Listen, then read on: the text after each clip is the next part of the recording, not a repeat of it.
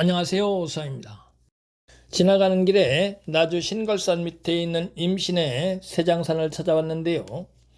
이곳에 규모가 상당히 커 보이는 봉분의 묘가 있어서 구경을 왔습니다.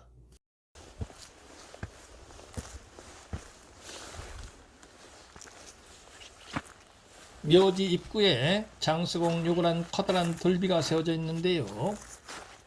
관아박 청산이 저물어가고 풍지는 백발을 재촉하노라.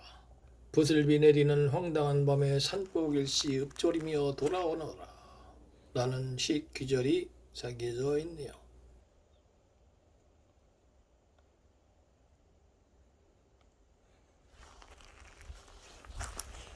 진짜 보기 드물 정도로 상당히 큰 규모의 봉분의 묘입니다.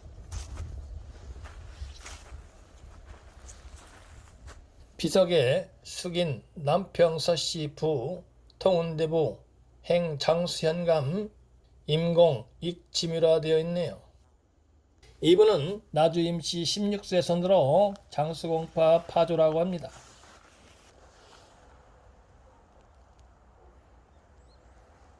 묘지로 뻗어내리는 산줄기를 살펴보고 싶었으나 잡목이 빽빽하게 들어차 있고 망개나무와 같은 가시덤불이 무성해서 접근이 어렵습니다.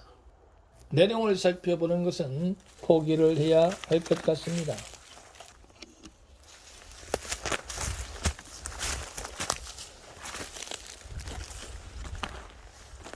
묘지 뒤편에서 보면 묘지가 자리 잡고 있는 곳이 좌우로 상당히 넓은 것을 알 수 있습니다. 즉 혈이 맺혔을 때 형성되는 혈장의 넓이를 충족하고도 남을 만큼 충분히 넓습니다.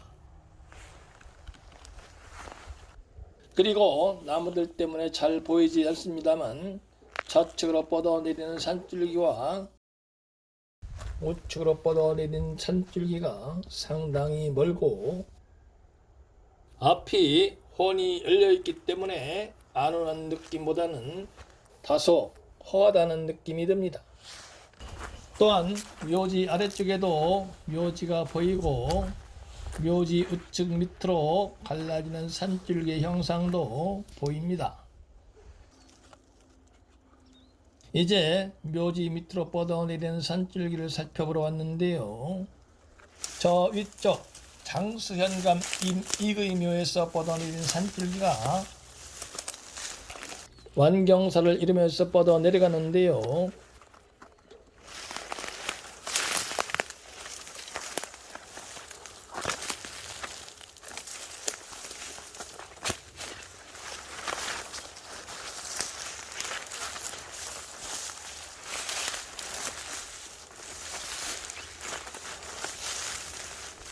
이것부터는 경사가 평지에 가까울 정도로 완만해졌고 좌우로 상당히 넓고 견실합니다.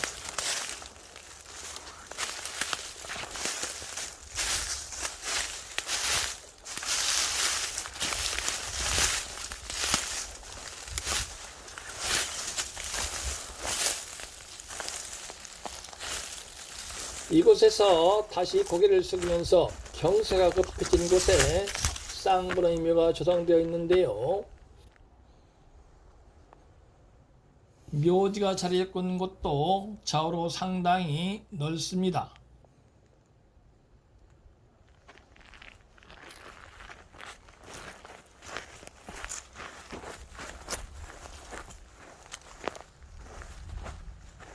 이곳에서 영면을 취하고 계신 분은 어느 분일까요?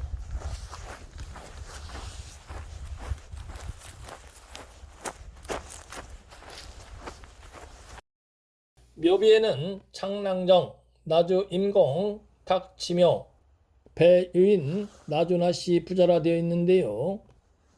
창랑정 임탁은 벼슬에는 관심이 없었고 금성 가해산 동쪽 강철벽 위에 정자를 지어 창랑정이라 명명하고 스스로 창랑정 주인이라 자칭하면서 배를 타고 오르내리며 시를 읽고 서책이나 매화나 죽을 즐기면서 세월을 즐겼던 인물이라고 합니다.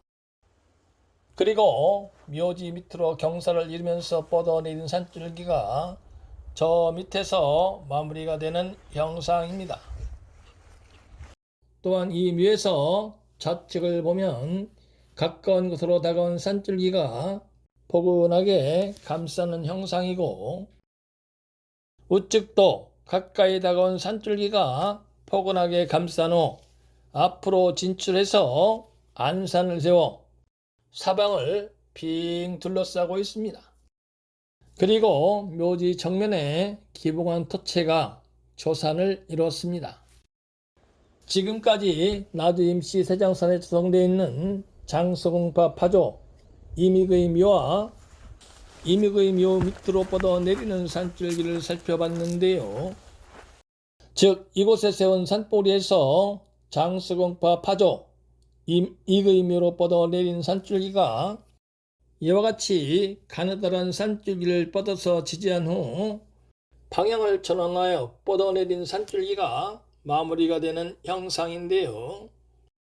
장수궁파 파조 이믹의 묘는 이쪽 높은 곳에 조성되어 있고, 자청령 500호가 조밀하지 못해서 그 역할을 제대로 하지 못하고 앞이 열려 있어서 바람의 영향도 받을 수 있으므로 혈이 맺힐 수 있는 요건을 제대로 갖추지 못했다고 할 수 있습니다.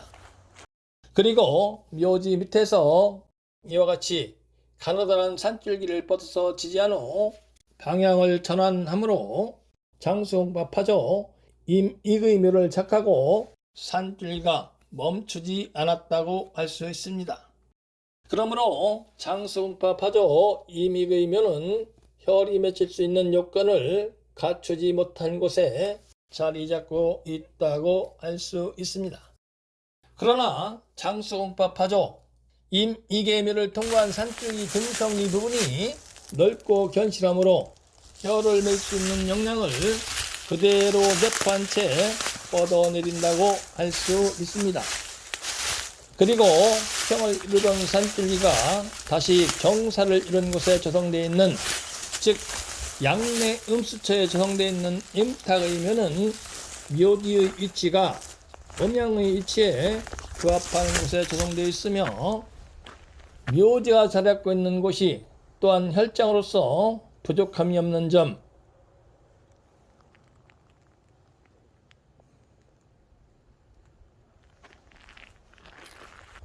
또한 임탁의 묘 밑으로 뻗어내리는 산줄기가 좌우로 방향을 바꾸거나 다시 완경사를 이루다 경사가 급해지는 등의 변화가 없으므로 산줄기가 모든 변화를 다 끝내고 멈추어 안녕을 취한 점, 그리고 가까이 다가온 산줄기가 포근하게 감싸서 혈이 맺힐 수 있는 외부적인 요건을 이룬 점, 안산과 조산이 반듯하게 조용하고 있는 점 등을 감안했을 때 혈이 맺힐 수 있는 요건을 완벽하게 갖추었다고 할 수 있습니다.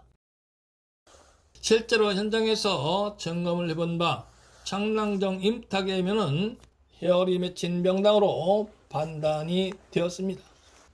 이렇듯 혈이 맺힌 명당은 좌우와 앞이 열려 있어서 뷰가 아름다운 곳에는 맺히지 않고 자신의 몸을 최대한 낮추고 전후좌우, 즉 뒤편에는 현무가 든든하게 받쳐주고 앞에는 주작이 공손하게 맞이하며, 그리고 좌청령과 500호가 가까운 거리에서 호위를 하고 있는 안장처에 혈이 맺히는 것 잊지 말아야 합니다.